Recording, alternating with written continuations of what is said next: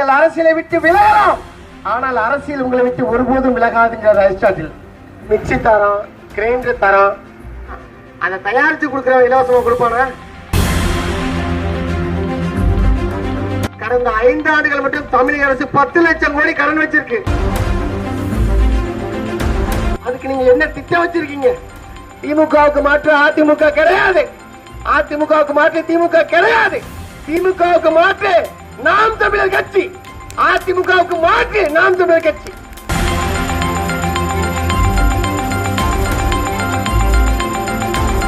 நீங்கள் ஒவ்வொருவரும் நீதிபதி தான். ஆண்ட கட்சி ஆளுங்கட்சி என்ன சரியா வச்சிருக்கோம்னு சொல்லு. உங்களுடைய வெற்றி உங்களுடைய வெற்றி, எங்களுடைய தோல்வி உங்களுடைய தோல்வி. ஏன்?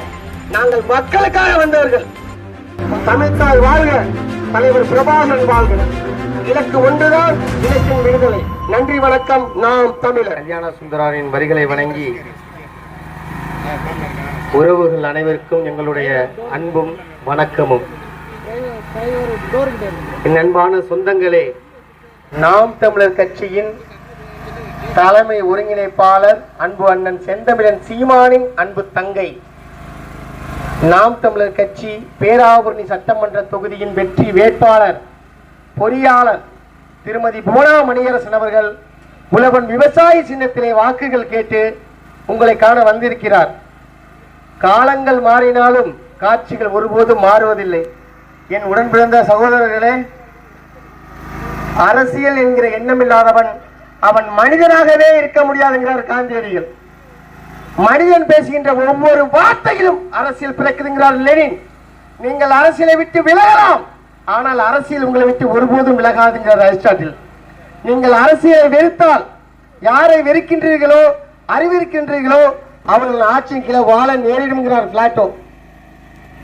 ஆனால் நம்முடைய அண்ணன் செந்தமிழன் சீமானின் என்ன சொல்றாருன்னா, அரசியல் என்பது மக்களை வைத்து பிழைப்பதற்கு அல்ல, மக்களுக்காக உழைப்பதற்கு என்று.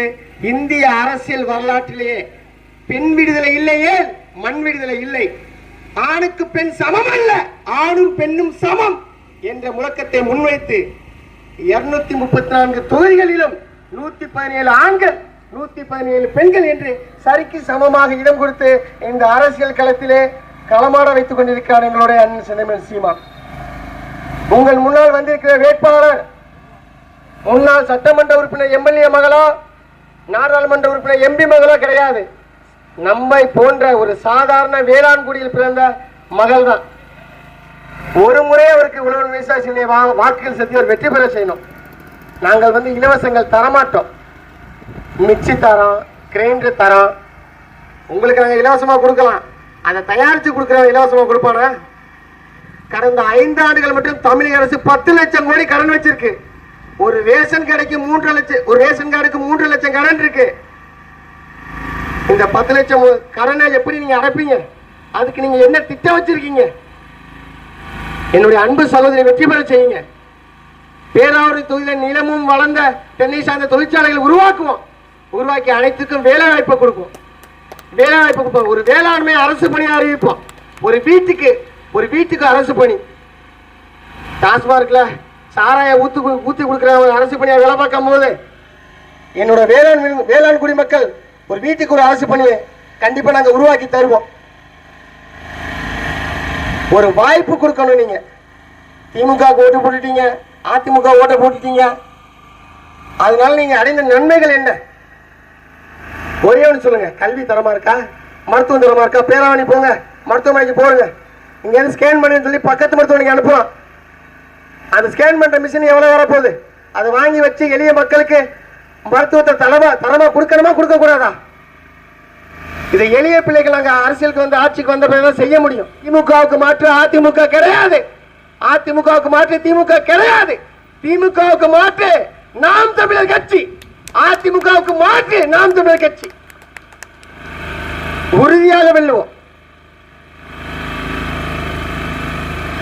என் அன்பார்ந்த உடன்பிறந்தார்களே, நல்லவர்கள் கூட தோற்றதாக செய்தி உண்டு, நம்பிக்கை கொண்டவர்கள் தோற்றதாக வரலாற்றில் செய்தி இல்லைங்கிறான்.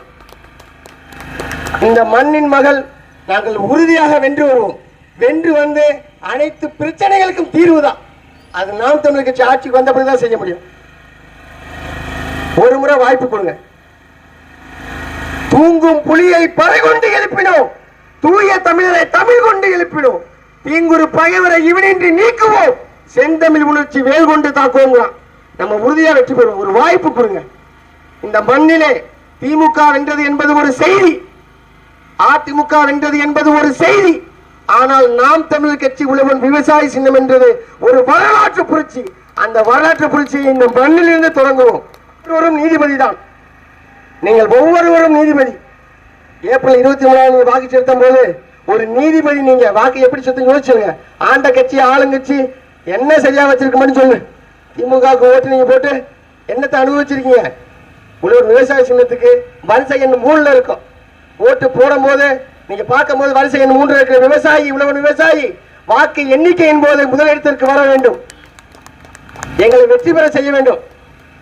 எங்களுடைய வெற்றி உங்களுடைய வெற்றி, எங்களுடைய தோல்வி உங்களுடைய தோல்வி. ஏன்? நாங்கள் மக்களுக்காக வந்தவர்கள். 15 ஆண்டு காலமாக தன்மானத்தோடு தனிச்சு போட்டு இருக்கோம். சில பேர் கேட்பாங்க, நல்லா தான் பேசுறீங்க, நல்லா பண்றீங்க, திமுகவோட கூட்டணிக்கு போக வேண்டியதானே அப்படின்னு கேட்கறாங்க. அதிமுகவோட கூட்டணிக்கு போக வேண்டியதானே? திமுகவுக்கு போனா எதுக்கு நாங்க கட்சி ஆரம்பிக்கணும்? அதிமுகவுக்கு போனா நாங்க எதுக்கு கட்சி ஆரம்பிக்கணும்? இந்த மண்ணுக்கு மக்களுக்காக உண்மையும் நேர்மையாக உழைக்க வந்த பிள்ளைகள். ஓட்டுக்கு காசு கொடுக்குறாங்க. எதுக்கு கொடுக்குறாங்க? உங்களுடைய உரிமையை பறிக்கிறாங்க. ஒரு தொகுதியில வந்து ஒரு ஓட்டுக்கு 500 1000 கொடுக்குறோம்னா 30 கோடி 40 கோடி முதலீடு பண்ணுவாங்க. அரசியல் அதிகாரத்துக்கு வென்று வந்த பிறகு ஓட்ட முதலீட எடுப்பாங்களா? முதலீடு எடுப்பாங்களா? உங்களுக்கு சேவை செய்வாங்களா? அறிவு வந்து என் பெற்றோர்கள் சிந்திச்சு பார்க்கணும்.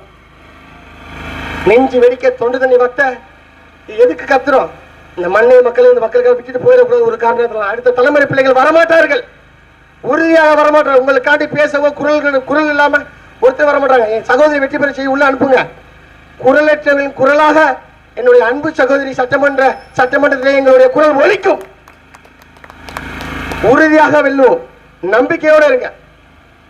வென்று இந்த மண்ணுக்கு உறுதியாக வரும். ஒரே ஒரு வாய்ப்பு கொடுங்க. நீங்க தான் வெற்றி பெற மாட்டோம்னு நினைக்காதீங்க. உறுதியா நாங்கள் வெற்றி பெறுவோம். ஓட்டு போட்டா நாங்கள் உறுதியாக வெற்றி பெறுவோம். அறிவார்ந்த பெற்றோர்களே, கொஞ்சம் சிந்திச்சு எங்கள் வாக்களிங்க.